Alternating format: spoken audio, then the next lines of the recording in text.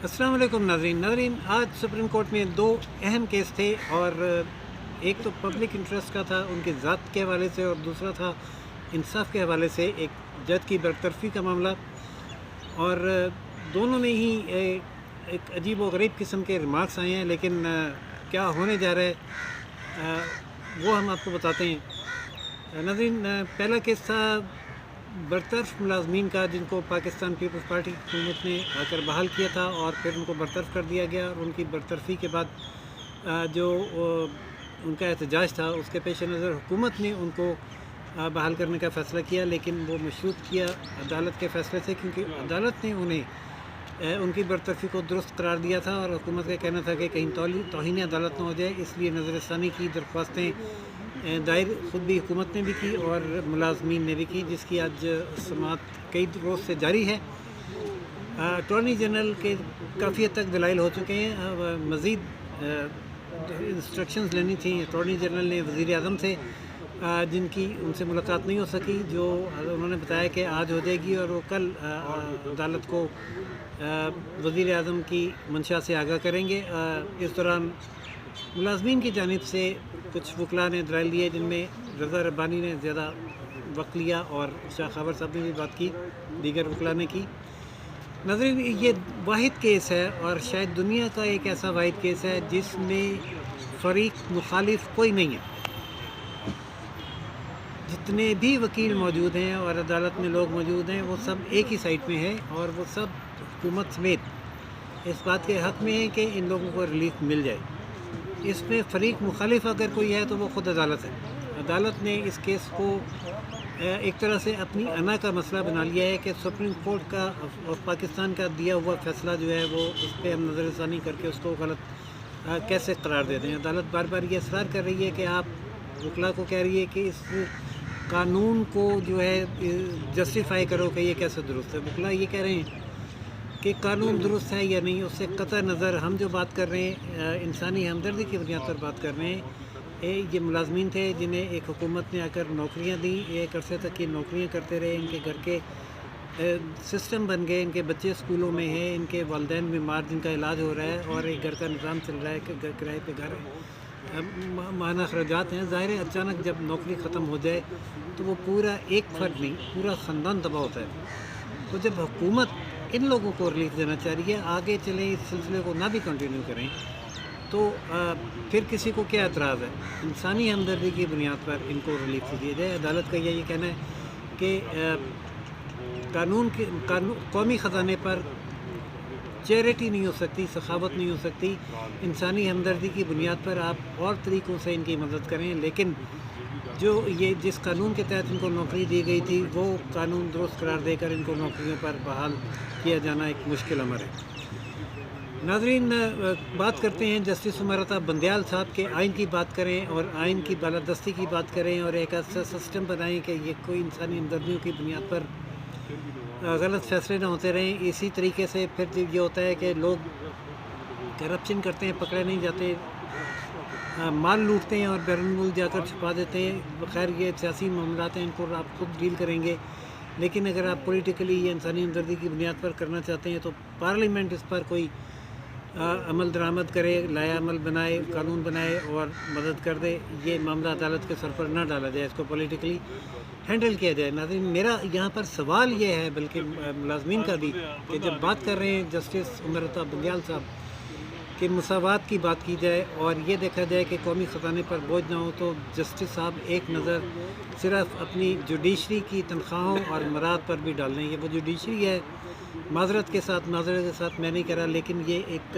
Report موجود ہے، survey report international, کہ جس میں پاکستان کی پرفارمنس کے لحاظ سے پاکستان کی عدلیہ کا نمبر 129 میں سے 126واں ہے، اور تنخواہ اور مراد کے لحاظ سے دنیا میں پاکستان کی عدلیہ کا نمبر 4 ہے، یعنی دنیا میں سب سے زیادہ مراد لینے والے، تنخواہیں لینے والے 15 لاکھ تک تنخواہیں جن کی ہیں، اور جن کی پینشنیں بھی 8 سے 10 لاکھ ہیں، جن کو 200 لیٹر فیول، موبائل اپنا پیٹرول کا فیول، بجلی کے یونٹ، گیس کے یونٹ فری ملتے ہیں، ڈرائیور ارلی فری ملتے ہیں۔ جبکہ یہ وہ لوگ ہیں جو اپنا پیٹرول، بجلی، گیس وغیرہ کے بل اپنی تنخواہوں میں بھی دے سکتے ہیں، لیکن جن کا وہ کیس سن رہے ہیں ان کی تنخواہیں 25,000 سے شروع ہو کر 50-60,000 تک ہیں، اور انہوں نے یہ سارے خرچے بھی اپنی جیب سے کرنے ہیں، وہ لوگ خزانے پر بوجھ ہیں۔ اور آپ کی تنخواہیں اور مراحت جو ایک جج کی تنخواہ میں جس میں 15-20 ملازمین بھگت جاتے ہیں، وہ بوجھ نہیں ہے۔ اگر آپ آئین اور مراحت مساوات کی بات کر رہے ہیں تو جج صاحب پھر اس میں ریشنل قائم کریں، ان کو نہیں بحال کرتے تو اپنی تنخواہوں پر بھی نظر ثانی کریں اور اپنے عملے کی تنخواہوں پر بھی نظر ثانی کریں اور اس کو بھی پاکستانی عوام کے اعتبار لے کر آئیں۔ کل اٹارنی جنرل صاحب وزیر اعظم سے ملاقات کر کے بتائیں گے کہ کیا لائحہ عمل حکومت اختیار کرنا چاہتی ہے، اور اس کے بعد اس پر کل کوئی شارٹ آرڈر آئے گا۔ ناظرین، اس سے ہم آپ کو آگاہ کریں گے۔ دوسرا کیس تھا جسٹس شوکت عزیز صدیقی، جو اسلام آباد ہائی کورٹ کے جج تھے، جنہیں سزا دی گئی سچ بولنے کی۔ ناظرین، آج کل ایک کیس اور بھی چل رہا ہے اسلام آباد ہائی کورٹ میں جسٹس رانا شمیم، جج رانا شمیم صاحب کے حوالے سے، جن پر کو بار بار یہی کہا جا رہا ہے کہ آپ نے جو بیان حلفی دیا، اور وہ بیان حلفی یہ تھا کہ سابق چیف جسٹس ثاقب نثار صاحب نے وہاں بیٹھ کر ان کے سامنے کسی جج صاحب کو فون کر کے یہ کہا کہ نواز شریف اور مریم نواز الیکشن سے پہلے باہر نہیں آنے چاہیے۔ یہ بات آپ نے اس وقت یعنی بر وقت کیوں نہیں بتائی، اور یہ 3 سال یا 4 سال کے بعد یہ بات کیوں کر رہے ہیں؟ تو جسٹس شوکت عزیز صدیقی صاحب وہ جج ہیں جنہوں نے ایک بات بر وقت بتائی تھی جب وہ جج تھے، اور جب انہیں یہ کہا گیا، ان سے پوچھا گیا کہ نواز شریف اور مریم نواز کے بارے میں اپیلوں کے بارے میں آپ کیا فیصلہ کریں گے، تو انہوں نے کہا کہ جب میرے سامنے مقدمہ آئے گا تو جو حالات و واقعات ہوں گے اس کے میرٹ کے مطابق فیصلہ کروں گا۔ تو انہیں کہا گیا کہ اس طرح تو ہماری 2 سال کی محنت حقارت ہو جائے گی۔ کیا محنت تھی؟ وہ محنت یہی تھی کہ الیکشن سے پہلے نواز شریف اور مریم نواز جیل سے باہر نہ آئیں۔ تو جسٹس شوکت عزیز صدیقی نے جب یہ بات بر وقت بتا دی تو ان کے ساتھ کیا سلوک ہوا؟ ان کے ساتھ یہ سلوک ہوا کہ وہ ون سائیڈڈلی اس بات پر کہ انہوں نے پبلک میں یہ بات کیوں بتائی، انہیں بغیر تحقیق کے برطرف کر دیا گیا۔ کہا یہ جا رہا ہے کہ ایک سٹنگ جج کا پبلک سپیچ کرنا مس کنڈکٹ ہے، اس لیے انہیں برطرف کیا گیا۔ چلیں ٹھیک ہے، انہیں برطرف کر دیا گیا، اور آج اپنی اس برطرفی کے فیصلے پر جب بار بار یہ سماعت کے دوران بات آ رہی تھی کہ آپ نے سپریم جوڈیشل کونسل پر عدم اعتماد کا اظہار کیا ہے، تو اس کے ایک ممبر سجاد علی شاہ نے یہ کہا کہ یا تو آپ نام لیں کہ کس پر عدم اعتماد کا اظہار ہے، ورنہ پھر ظاہر ہے مجھ پر بھی یہ عدم اعتماد ہوگا تو پھر مجھے اس بینچ میں نہیں بیٹھنا چاہیے۔ جس پر جسٹس شوکت عزیز صدیقی نے روسٹرم پر آ کر اجازت لے کر یہ واضح کیا کہ جو موجودہ بینچ ہے اس پر ان کو مکمل اعتماد ہے، اور وہ اس کے فیصلے کو درست فیصلہ تصور کریں گے، چاہے وہ ان کے خلاف ہی کیوں نہ ہے، اور اس پر ججز کی انٹیگریٹی پر کسی قسم کا شک و شبہ کرنے والے وہ آخری آدمی ہوں گے۔ جس کے بعد سماعت آگے بڑھی، اور اس سماعت کے دوران ان کے وکیل حامد خان کا کہنا یہی تھا کہ ٹھیک ہے، آپ نے اس بات پر کہ ایک جج نے تقریر کر کے مس کنڈکٹ کیا انہیں سزا دے دی، لیکن جو ان کا الزام تھا کہ ان پر یہ دباؤ ڈالا جا رہا تھا کہ وہ فیصلہ جو ہے وہ میرٹ کے بجائے ان کی مرضی کے مطابق کریں، دباؤ ڈالنے والے صاحب کی مرضی کے مطابق، اس کی تحقیقات کیوں نہیں کی۔ اور یہ دنیا کا واحد کیس ہے جس میں بغیر تحقیقات کے ملزم کو سزا سنا دی گئی۔ ایک کیس کے 2 فریق ہیں، 2 میں سے ایک فریق کو بغیر تحقیق کے سزا سنا دی گئی، اور دوسرا ابھی اپنی نوکری پر براجمان ہے اور ترقیاں پا رہا ہے اور مراحت لے رہا ہے اور معزز بنا ہوا ہے۔ اس کے خلاف تحقیقات کون کرے گا؟ ناظرین، یہ وہ سوال ہے جو حامد خان نے آج اٹھایا ہے، اور جس پر سماعت بھی جاری ہے، اور اس پر کل بھی سماعت جاری رہے گی۔ تو یہ 2 پاکستان کی تاریخ کے موجودہ تاریخ، ویسے تو پاکستان کی تاریخ میں بہت سے عجیب و غریب کیسز ہیں جنہوں نے پاکستان کی تاریخ کو نہ صرف دنیا میں بدنام کیا بلکہ عدلیہ کو بھی 126ویں نمبر پر لا کر کھڑا کیا ہوا ہے۔ لیکن یہ 2 مزید ایسے سنگ میل ہیں، وہ 126 سے 129 پر لے جانے والے، جس میں ایک کیس میں کوئی فریق مخالف نہیں ہے تو عدلیہ خود فریق بنی ہوئی ہے، اور دوسرے کیس میں ایک ملزم کو ایک جج کو بغیر تحقیق کے ملازمت سے برطرف کر دیا گیا ہے۔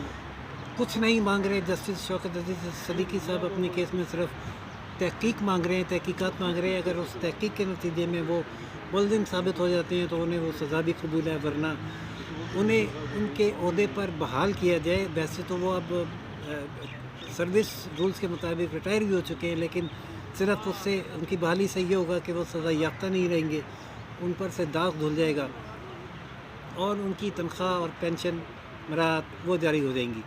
ناظرین دیکھتے ہیں کیا فیصلہ ہوتا ہے اس کیس میں اور کیا فیصلہ ہوتا ہے غریب ملازمین کے کیس میں جن کو نہ کردہ گناہ کی سزا کاٹنی پڑ رہی ہے. جو بھی صورتحال ہوگی اس سے آپ کو آگاہ کرتے رہیں گے. مزید اپڈیٹس کے لیے دیکھتے رہیے روشن پاکستان نیوز.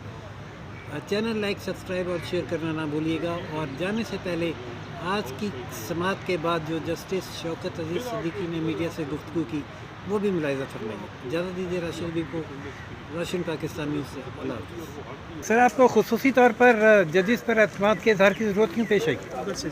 میں اب وکیل ہوں. آپ چاہتے ہیں کہ آئندہ فیصلے آپ کے فیور میں کم از کم آتے رہیں؟ آپ نے جوڈیشل کورٹ سے فیصلہ تسلیم کر لیا ہے جو آپ کہہ رہے ہیں آپ میں وکیل ہو گیا ہوں؟ نہیں وہ تو ظاہر ہے آپ اپنے آپ کو سابق جج آپ کو کہنا چاہیے نا. نہیں ہو سابق سکتا. جج تو ظاہر ہے ابھی میں معزول جج ہوں ابھی تک. تو سابق جج وہ کہلا سکتا ہے جو معزول نہ ہو. اس کا مطلب تو وہ جو سجاد علی شاہ صاحب نے کہا کہ میں اٹھ جاتا ہوں، بیسیکلی اس جوڈیشل کونسل میں موجود تھے نا جن کے ریفرنسز ختم ہو گئے بعد میں. تو آپ ان کو باعث کے طور پہ جب استعمال کر رہے تھے تو آپ براہ راست بینچ کے مزید ججوں پہ بھی تو اعتراض کر رہے تھے، تو وہ اعتراض آپ نے واپس لے لیے؟ نہیں محترم حامد خان صاحب جو بات کر رہے تھے وہ دو پرٹیکولر ہماری پٹیشن میں بھی دو پرٹیکولر حوالے ہیں، اس کے حوالے سے بات ہو رہی تھی. اور وہ چونکہ جو ریفرنس نمبر 242 تھا جو گھر کی اس میں مینٹیننس کے حوالے سے اور باقی متفرق الزامات کے حوالے سے تھا، اس میں وہ بیٹھے تھے ایک دو ہیئرنگ میں سجاد شاہ صاحب. تو ان کا یہ خیال تھا کہ اگر آپ کے جرنل پوری سپریم جوڈیشل کونسل اور وہ ممبر چینج ہوتے رہے کسی جب 242 کا مجھے شو کاز نوٹس جاری ہوا تھا تو اس وقت میرے اپنے چیف جسٹس انور قاسی صاحب اس میں بیٹھے ہوئے تھے. تو بعد میں سبسٹیٹیوٹ ہوتے رہے سینئرٹی کے حساب سے. ہمارا سب کے اوپر تو بالکل نہیں تھا، ہمارا تو اسپیسیفائی ہے، وہ پٹیشن میں لکھا ہوا ہے. وہ ثاقب نثار صاحب اور کھوسا صاحب، وہ پٹیشن میں لکھا ہوا ہے. ثاقب نثار صاحب اور کھوسا صاحب نے پٹیشن میں لکھا ہوا ہے. اچھا. تو سر سجاد علی شاہ پر آپ کو مکمل اعتماد ہے؟ جی سجاد صاحب پر مکمل نہیں میں نے پورے بینچ کے بارے میں کہا، کسی ایک فرد کا کسی ایک ممبر صاحب کے بارے میں نہیں کہا. دیکھیں میں اس کیس کی بات کر رہا ہوں، مجھے ظاہر ہے میں یہ چاہتا ہوں میرے کیس کا ڈیسیژن ہو اور اب آپ جب ریٹائر ہو چکے ہیں مطلب تو آپ کو کیا ریلیف ملے گا؟ ریلیف کیا اب آپ چاہتے ہیں یہاں سے؟ ونڈیکیشن کا ایشو ہے، پلس میرے جو ایکروڈ بینیفٹس ہیں ان کا ایشو ہے. تو سر وکالت کب سے آپ ایکٹیو؟ آج میں وکالت کے لباس میں ہوں، آج میں وکیل ہوں ماشاءاللہ. تو جس قسم کے آپ نے الزامات لگائے تھے یہ ملاقاتوں کے اور ایجنسیوں کے کردار کے حوالے سے، تو آپ کے خیال میں آج کل ایجنسیوں کا وہ کردار باقی ہے یا وہ ختم ہو گیا؟ میں ابھی جوڈیشری کا حصہ نہیں ہوں، مجھے پتہ نہیں. اچھا سر، جو کہا گیا ہے کہ قطع نظر الزامات کے آپ کا یہ کنڈکٹ کے ٹیچ کرنا پبلکلی یہی مس کنڈکٹ ہے، اس پہ آپ کیا کہتے ہیں؟ نہیں، تقریر کا تو انہوں نے خود کہہ دیا ہے کہ تقریر کرنا کوئی مس کنڈکٹ نہیں ہے. وہ تو اس پہ پورا بینچ یونینیمس ہے. اس کے کنٹینٹس کے حوالے سے بات ہو رہی ہے، وہ انشاءاللہ ابھی مزید ہوگی. اللہ خیر رکھے. تو کوئی مزید ایویڈنس دیں گے جیسا کہ جیسے انکوائری ہو جی تو ظاہر ہے اس میں ہی دی جا سکتی ہے. لیکن یہ انکوائری تو واپس جوڈیشل کونسل ہی کر سکتی ہے نا، سپریم کورٹ تو نہیں کر سکتی. آپ چاہیں گے معاملہ دوبارہ جوڈیشل کونسل میں جائے؟ دیکھیں اس کے لیے تو پہلے سب سے ہے کہ امپیونڈ جو ریکمنڈیشنز ہیں اور پلس نوٹیفیکیشن ہے اس کو سیٹ اسائڈ کرنا پڑے گا، پھر کیس ریمانڈ کرنا پڑے گا. اب پوسٹ ریمانڈ پروسیڈنگز ہو سکتی ہیں یا نہیں ہو سکتی، یہ ایک علیحدہ ایشو ہے کہ پریکٹیکلی وہ ہو سکتی ہیں کیونکہ اس وقت میں جج نہیں ہوں. ہاں اگر کوئی جوڈیشل کمیشن بنے اور اس کو یہ ضرور اختیار ہوگا کہ جو میں نے باتیں کہی ہیں وہ اس میں کس حد تک وہ پروو کرے کہ وہ سچی ہیں یا جھوٹی ہیں. لیکن کیونکہ آج تک جو میں نے باتیں کہی ہوئی ہیں اس کا کسی بھی سطح سے ڈینائل نہیں آیا ہوا، which is very important. Thank you so much.